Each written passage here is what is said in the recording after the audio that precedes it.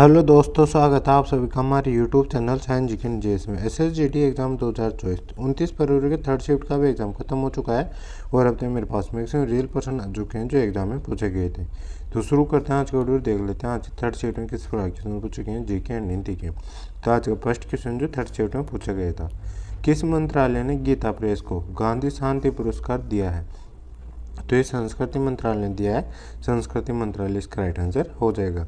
Gita press Gorakhpur को वर्ष 2021 के गांधी शांति पुरस्कार दिया गया है। 1923 में स्थापित गीता प्रेस दुनिया के सबसे बड़े प्रकाशकों में से एक है, जिसने 14 भाषाओं में 41.7 करोड़ पुस्तकें प्रकाशित की है, जिनमें 16.21 करोड़ श्रीमद् भागवत गीता भी शामिल है। तो ये भी आपको ध्यान रखना है। और संस्था ने राजस्व सृजन के लिए अपने प्रकाशनों में कभी भी विज्ञापन पर भरोसा नहीं किया है। तो ये फैक्ट आपको ध्यान रखना है। इसमें नेक्स्ट क्वेश्चन पूछा गया था,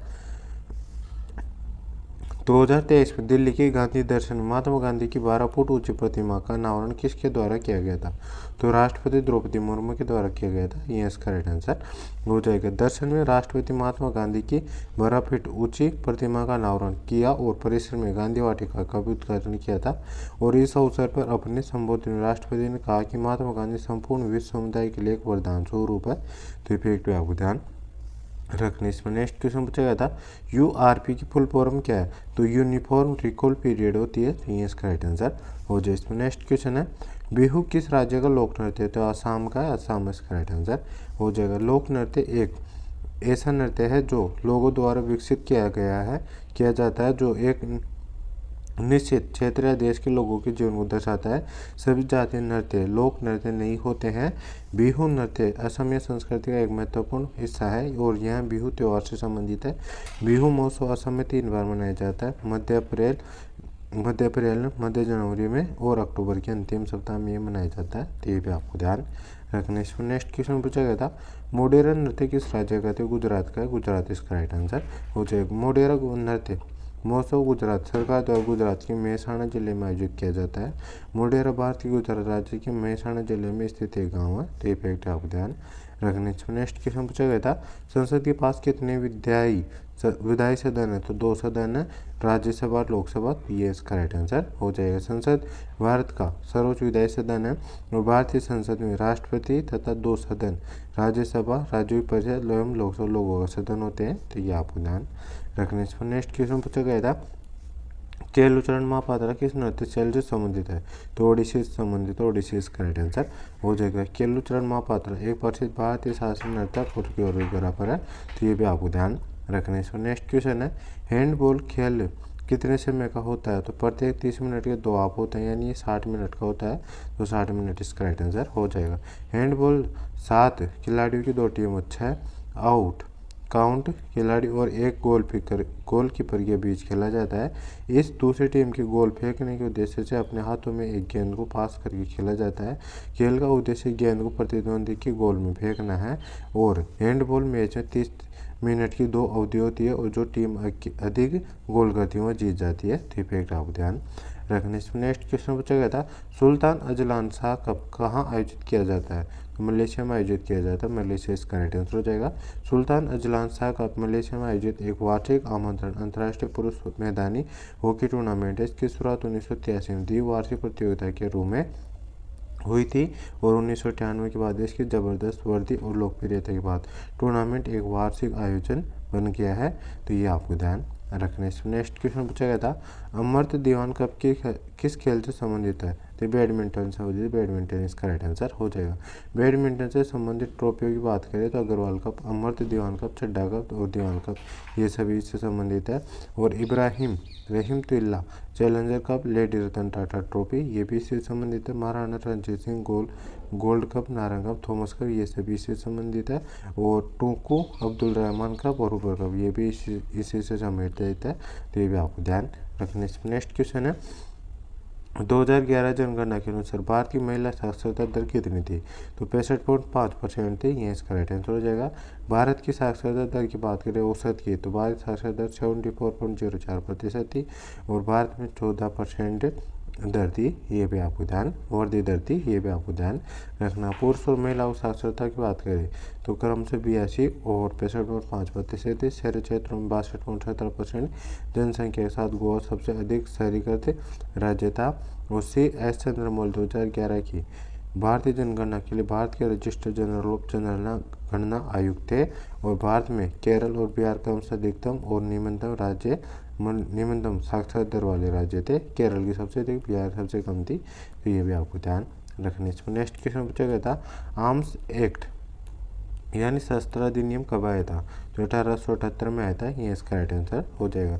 लॉर्ड लिटन ने 1878 में भारतीय शस्त्र अधिनियम पारित किया जिसके अनुसार भारतीयों के लिए बिना लाइसेंस के हथियार रखना एक आपराधिक अपराध था।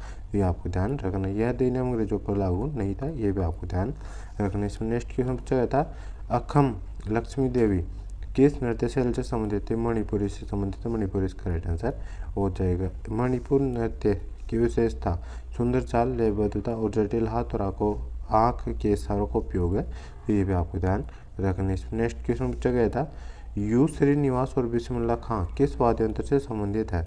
तो यू श्रीनिवास मेडोलिन यानी वीणा वादक संबंधित है और बिस्मिल्लाह खान शहनाई वादक है, तो ये इसका राइट आंसर हो जाएगा। यू श्रीनिवास मेडोलिन के एक प्रसिद्ध वादक है जो एक तारयुक्त संगीत वाद्य यंत्र जो ल्यूट परिवार से संबंधित है और वह मंडोलिन बजाने की अपनी अनूठी शैली के लिए जाने जाते हैं जो भारतीय शास्त्रीय संगीत और पश्चिमी संगीत का मिश्रण है। उस्ताद बिस्मिल्लाह खान का मूल नाम कमरुद्दीन खान है। उस्ताद बिस्मिल्लाह खान भारत रत्न 2001 में इनको दिया जा चुका है। पद्म भूषण 1968 में, पद्म विभूषण 1980 में और पद्मश्री 1961 के प्राप्त करता है और ये शहनाई वादन संबंधित है, तो ये भी आपको ध्यान रखने। इसमें नेक्स्ट क्वेश्चन पूछा गया था, विद्युत तीव्रता की बीमा क्या होती है?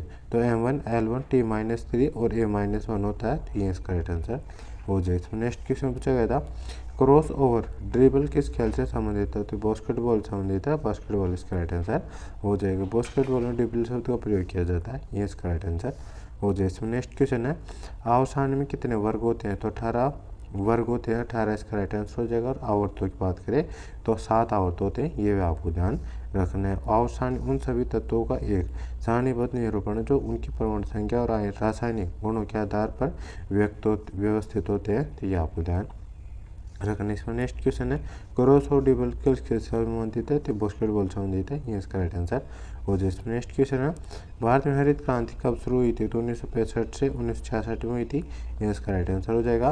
पंजाब में 1960 के दशक के अंदर हरित क्रांति की शुरुआत हुई थी। वैज्ञानिक एम एस स्वामीनाथन हरित क्रांति के जनक थे। यह आंदोलन 1978 तक चला था और इसमें बड़ी सफलता मिली थी, ये भी आपको ध्यान रखने। इसमें नेक्स्ट क्वेश्चन पूछा गया था, सितंबर 2022 में डेमोक्रेटिक आज़ादी पार्टी किसने बनाई थी? तो गुलाम नबी आज़ाद ने बनाई थी, ये इसका राइट आंसर हो जाएगा।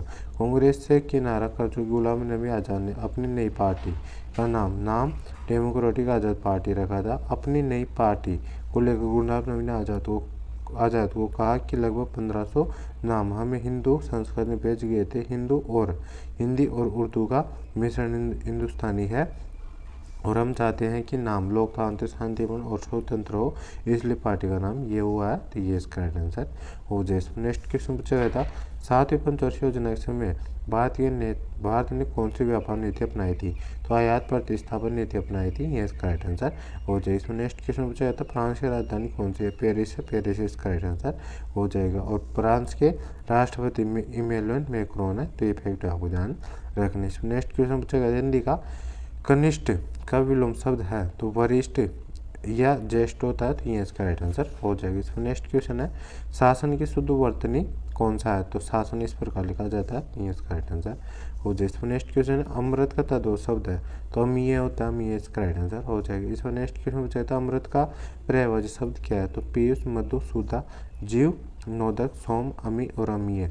ये सुरभोग, देवांत और सुबह और देवार ये सभी होते हैं, तो ये इसका राइट आंसर हो जाए। नेक्स्ट क्वेश्चन है, डावाडोल होना मुहावरे का अर्थ क्या होता है? स्थिर होना होता है, तो ये इसका राइट आंसर हो जाए। इसमें नेक्स्ट क्वेश्चन है, तू मैं करना, इसका अर्थ होता है, मुहावरे का अर्थ है तो लड़ाई करना होता है, ये इसका राइट आंसर हो जाएगा। और एक क्वेश्चन पूछा गया था, सामाजिक प्राणी संबंधित गद्यांश से, इसमें 5 क्वेश्चन पूछे गए थे, 5 नंबर मतलब 10 नंबर के, तो ये भी आपको ध्यान रखना है। तो दोस्तों ये था आज का थर्ड शिफ्ट का फुल पेपर एनालिसिस।